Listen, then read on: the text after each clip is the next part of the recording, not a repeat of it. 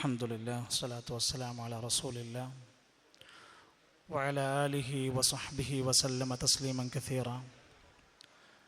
അല്ലാഹുമ്മ സ്വല്ലി വസല്ലിം അലാ നബിയിനാ മുഹമ്മദ്.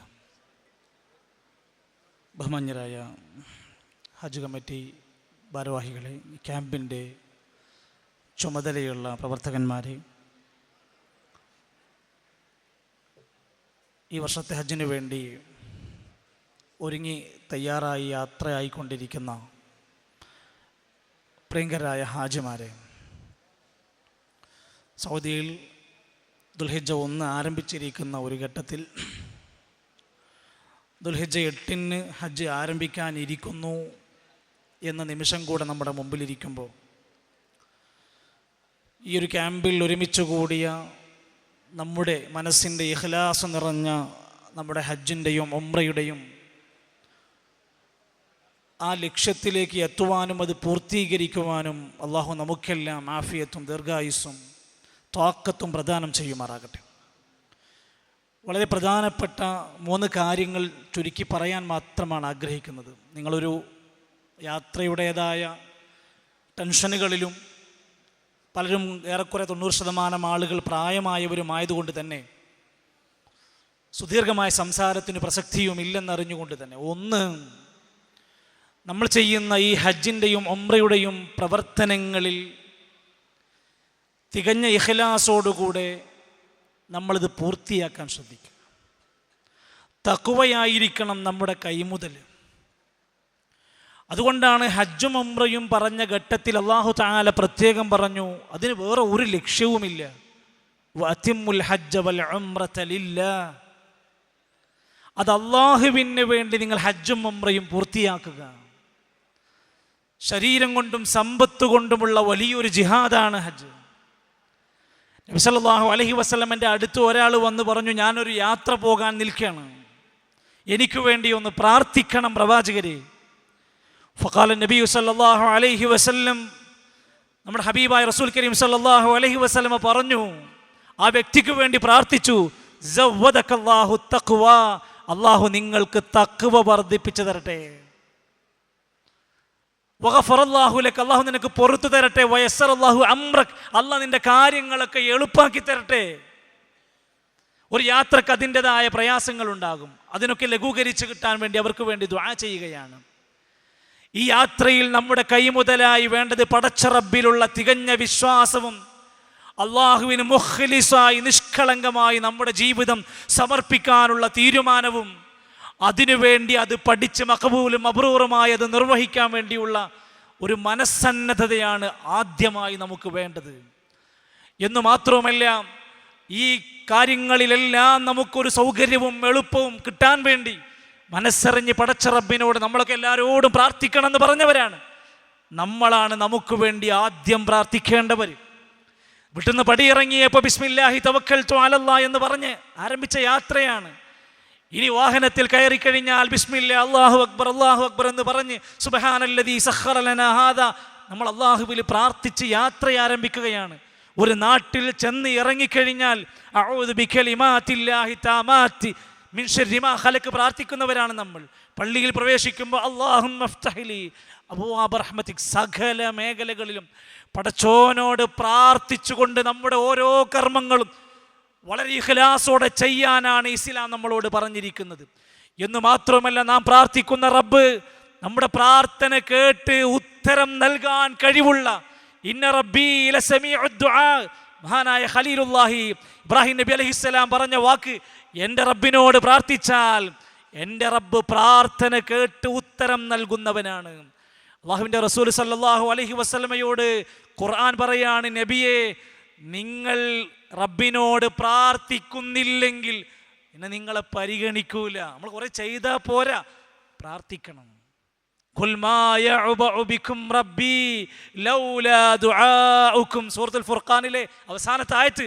നബിയെ പറയുക, എന്നോട് എൻ്റെ അടിമകൾ പ്രാർത്ഥിക്കുന്നില്ലെങ്കിൽ, അല്ലെങ്കിൽ നിങ്ങൾ പ്രാർത്ഥിക്കുന്നില്ലെങ്കിൽ നിങ്ങളെ പരിഗണിക്കുന്നതല്ല.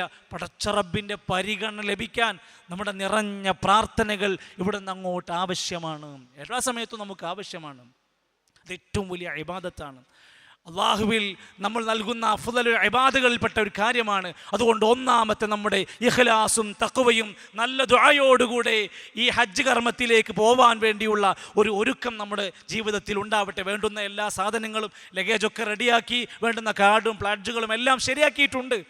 മനസ്സുകൊണ്ടുകൂടെ ആ വിഷയത്തിൽ നമ്മൾ ഉണ്ടാകണമെന്ന്. രണ്ടാമത്തെ കാര്യം, ഒരു പക്ഷേ നമ്മൾ ചെയ്യുന്ന ഒരു കാര്യം അതിൻ്റെ പുണ്യമറിഞ്ഞാൽ നമ്മൾ ആ പ്രവൃത്തി ഒന്നുകൂടെ നന്നാക്കി ചെയ്യും.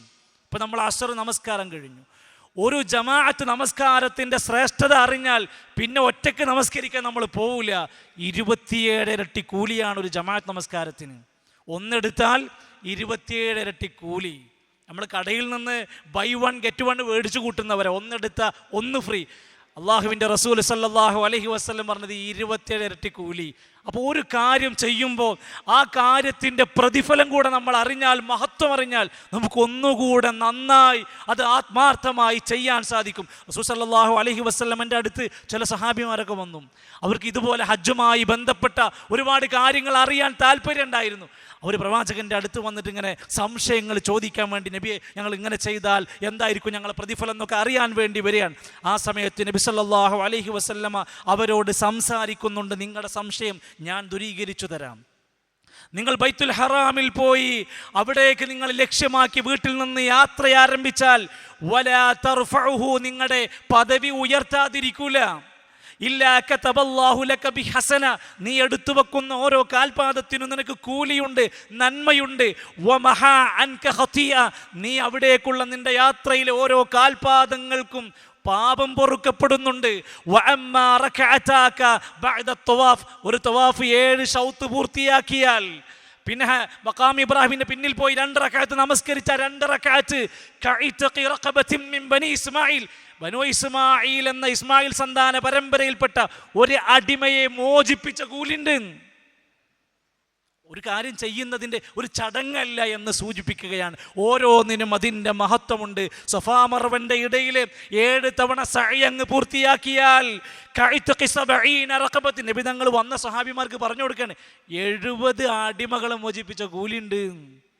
അപ്പം അത് ചെയ്യുമ്പോൾ അയാൾ ആ മഹത്വം അറിഞ്ഞുകൊണ്ട് പ്രവർത്തിക്കുകയാണ്. അറഫയിൽ നിൽക്കുന്നവൻ്റെ പ്രതിഫലം പറയുന്നുണ്ട്. ഭൂമിയിലെ മണൽത്തരികളോളം പാപമുണ്ടെങ്കിൽ പുറത്തു കൊടുക്കും. ആകാശത്തുനിന്ന് പെയ്യുന്ന മഴത്തുള്ളി കണക്കിന് പാപം ചെയ്തവനാണെങ്കിൽ പുറത്തു കൊടുക്കുമെന്ന് പറയുന്ന അല്ലാഹു സുബ്ഹാനഹു വ തആല ഇങ്ങനെ ഓരോ കർമ്മങ്ങൾക്ക് നിയ്യത്താക്കി വെച്ച് നമുക്ക് പ്രതിഫലമായി നിശ്ചയിച്ചതിൻ്റെ മഹത്വം അറിഞ്ഞുകൊണ്ട് പ്രവർത്തിക്കുക. മസ്ജിദുൽ ഹറമിൽ നിന്ന് ബാങ്ക് കേൾക്കുമ്പോൾ അവിടെ ഒരു ജമാഅത്ത് നഷ്ടപ്പെടാതിരിക്കാൻ നമ്മൾ ശ്രദ്ധിക്കും.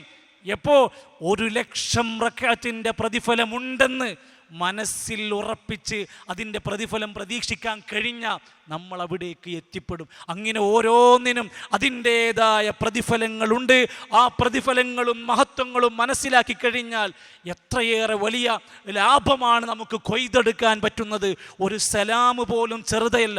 ഒരാളോട് അസ്സലാമു അലൈക്കും എന്ന് പറഞ്ഞാൽ നബി സല്ലല്ലാഹു അലൈഹി വസല്ലം പറഞ്ഞു 10 കൂലിണ്ട്. നമുക്കൊരു മടി, നമുക്കൊരു ഒരു പിന്താക്കമുണ്ടാക്കില്ലെങ്കിൽ നബി സല്ലല്ലാഹു അലൈഹി വസല്ലം തങ്ങൾ പറയും അസ്സലാമു അലൈക്കും വറഹ്മത്തുള്ളാഹി എന്ന് പറഞ്ഞാൽ 20 കൂലിണ്ട്.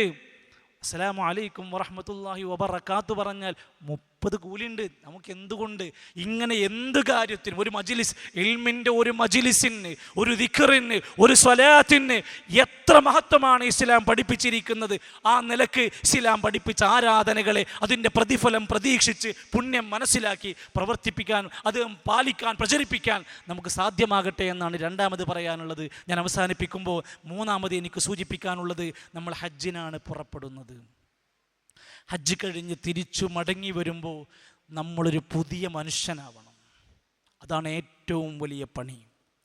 7 ലക്ഷം 6 ലക്ഷം രൂപ കൊടുത്ത് ഇവിടുന്ന് ഹജ്ജ് ചെയ്യാനല്ല പണി. ഹജ്ജ് കഴിഞ്ഞ് വന്ന് ഗുരുവായൂർ അമ്പലത്തിൽ തുലാഭാരം നടത്തിയ ഹാജിമാരുണ്ട്. ഹജ്ജ് കഴിഞ്ഞ് വന്ന് പലിശ ബിസിനസ്സിൽ ഇറങ്ങിയ ഹാജിമാരുണ്ട്. നാട്ടിൽ നമ്മളെക്കുറിച്ച് പറയരുത്, അയാൾ ഹജ്ജ് കഴിഞ്ഞിട്ടും കാര്യമില്ല, ഒരു മാറ്റൂല, സിഗരറ്റ് വലിക്കാരനായ ഹാജി. ഇതോടുകൂടെ ഞാനൊരു പുതിയ മനുഷ്യനാണെന്ന് തീരുമാനിക്കണം. ഇനി ആ സാധനം തൊടൂല. വ്യഭിചാരത്തിൻ്റെ ഏതെങ്കിലും നിലക്കുള്ള കണ്ണുകൊണ്ടോ കാതുകൊണ്ടോ എന്തെങ്കിലും ഹറാമായ സംഭവങ്ങൾ, അനുചിതമായ പറ്റാത്ത കാര്യങ്ങളുണ്ടെങ്കിൽ അതിൽ നിന്ന് പൂർണ്ണമായി മോചിതനാവുന്നവനാണ്. അതുകൊണ്ടല്ലേ പരിശുദ്ധനായ ഒരു കുഞ്ഞിനെ പോലെയായി മാറുമെന്ന് പറഞ്ഞത്. പിന്നെയും പഴയ മാലിന്യങ്ങളൊക്കെ ചുമക്കാൻ തന്നെയാണോ തീരുമാനം? ആവരുത്. ഭാര്യമാരോട് മോശമായി പെരുമാറുന്ന ഭർത്താക്കന്മാരുണ്ടെങ്കിൽ ഹജ്ജ് കഴിഞ്ഞിട്ട് വരുമ്പോൾ ഭാര്യ പറയണം, എനിക്കൊരു പുതിയ ജീവിതം കിട്ടിയതുപോലുണ്ട്. ഈ സദസ്സ് കേൾക്കുന്ന ഭാര്യമാർ തിരിച്ചറിയണം, ഹജ്ജ് കഴിഞ്ഞ് വന്നിട്ടും അവളുടെ ചാട്ടത്തിനും ദേശത്തിനും മാറ്റല്ല എന്ന് പറഞ്ഞാൽ വലിയ ജീവിത നിലവാരം മെച്ചപ്പെടാതെ എന്താണ് ഈ പൈസ പൊട്ടിക്കുന്നതിൽ അർത്ഥമുള്ളത്? മക്കളോട് കുടുംബങ്ങളോട് തമ്മിൽ തെറ്റി നടക്കുന്ന ആളുകളാണോ? ലാ യദ്ഖുലുൽ ജന്നത ഖാത്തിഉ റഹ്മിൻ, കുടുംബ ബന്ധം വിച്ഛേദിച്ചവന് സ്വർഗത്ത് പ്രവേശിക്കാൻ കഴിയൂല. കടബാധ്യതകളുള്ള മനുഷ്യർ കടം വീട്ടാതെ കാണുന്നിടത്തുനിന്ന് മുഴുവൻ വാരി വലിച്ച് കടം മേടിച്ച് പറ്റിച്ച് നടക്കുന്ന ഹാജിയാണോ? റസൂൽ സല്ലല്ലാഹു അലൈഹി വസല്ലം പറഞ്ഞു, ഷഹീദായ പോലും വിടൂല, ഖബറിനകത്ത് അവൻ ശിക്ഷിക്കപ്പെടും. തിരിച്ചറിവുണ്ടാവണം. നമ്മുടെ ഹജ്ജ് നല്ലൊരു മനുഷ്യനവൻ സ്വഭാവം കൊണ്ട്, വ്യക്തിത്വം കൊണ്ട്, ആദർശം കൊണ്ട്, നമസ്കാരത്തിലും ഇബാദത്തിലും പൂർണ്ണ ശ്രദ്ധയുള്ള നല്ലൊരു ഹാജിയാവാൻ നമുക്ക് സാധ്യമാകട്ടെ. ഒരു കാര്യം കൂടെ ചേർത്ത് ഞാൻ പറയുകയാണ്. നമ്മുടെയൊക്കെ ജീവിതത്തിൽ കഴിഞ്ഞ കാല ദിവസങ്ങളിലും അതുപോലെ തന്നെ ഇനി വരാനിരിക്കുന്ന നാളുകളിലും നമ്മളെ ഇരുത്തി ചിന്തിപ്പിക്കേണ്ടുന്ന നാലാമത്തെ കാര്യം, ഇന്നല്ലെങ്കിൽ നാളെ ഒരുപക്ഷെ ഞാൻ മരണത്തിന് കീഴ്പ്പെട്ടു കൊടുക്കാനുള്ളവനാണ്. ഹജ്ജിന് വേണ്ടി അവിടെ എത്തിയ ഹാജിമാർ ലിഫ്റ്റ് തുറന്നു. ലിഫ്റ്റ് പ്രശ്നമായിരുന്നു, നേരെ താഴേക്ക് വീണു. 2 ഹാജിമാർ മരണപ്പെട്ടു. അള്ളാഹു മഗ്ഫിറത്തും റഹ്മത്തും നൽകുമാറാകട്ടെ. ഒരുപക്ഷെ മനുഷ്യരാണ് നമ്മൾ. വമാ തദ്രീ നഫ്സും മാദാ തക്സിബു ഗദാ വമാ തദ്രീ നഫ്സും ബിഅയ്യി അർളിൻ തമൂത്. എവിടുന്നാ മരിക്കുക, എപ്പോഴാ മരിക്കുക, നാളെന്താ നടക്കുക, നിങ്ങൾക്കൊരു മനുഷ്യർക്കും പറയാൻ കഴിയൂല. എപ്പോൾ മരിക്കുമ്പോഴും വലാ തമൂതുന്ന ഇല്ലാ വഅൻതും മുസ്ലിമൂൻ, മുസ്ലിമായിട്ടല്ലാതെ മരിക്കരുത്. മുസ്ലിമായി മരിക്കാൻ, മുസ്ലിമായി നമ്മൾ ജീവിക്കാൻ തയ്യാറാവണം. ഏത് സമയത്തും നമ്മളൊരു മുസ്ലിമാവണം. അള്ളാഹുവിൻ്റെ മഹത്തായ ഒരുപാട് സഹായങ്ങൾ നമുക്ക് ഈ സന്ദർഭങ്ങളിലെല്ലാം ലഭിച്ചവരാണ്. ഈ രാജ്യത്തിൻ്റെ നിർഭയത്വത്തിന് വേണ്ടി ദുആ ചെയ്യണം. നാട്ടിലെ പ്രയാസപ്പെടുന്ന രോഗികളായ എത്രയോ മാരക രോഗങ്ങൾ ബാധിച്ച ഒട്ടനേകം ആളുകളുടെ കഥകൾ നമ്മൾ കേട്ടുകൊണ്ടിരിക്കുകയാണ്. എല്ലാവരെയും ദുആയിൽ ഉൾപ്പെടുത്താൻ വേണ്ടി പ്രത്യേകമായി പറയുകയാണ്. അല്ലാഹു സുബ്ഹാനഹു വ തആല നമ്മുടെ എല്ലാം ജീവിതവും മരണവും സ്വാലിഹായ രൂപത്തിലാക്കി അനുഗ്രഹിക്കുമാറാകട്ടെ. ഈ സംസാരത്തിന് വേണ്ടി അവസരം നൽകിയ കമ്മിറ്റിക്ക് പ്രത്യേകമായ നന്ദി അറിയിക്കുകയാണ്. അല്ലാഹു സുബ്ഹാനഹു വ തആല നമ്മുടെ പാപങ്ങൾ പുറത്ത് മാപ്പ് നൽകുമാറാകട്ടെ. റബ്ബനാ തഖബ്ബൽ മിന്നാ ഇന്നക അൻതസ് സമീഉൽ അലീം വതുബ് അലൈനാ ഇന്നക അൻതത് തവ്വാബുർ റഹീം വസല്ലല്ലാഹു അലാ നബി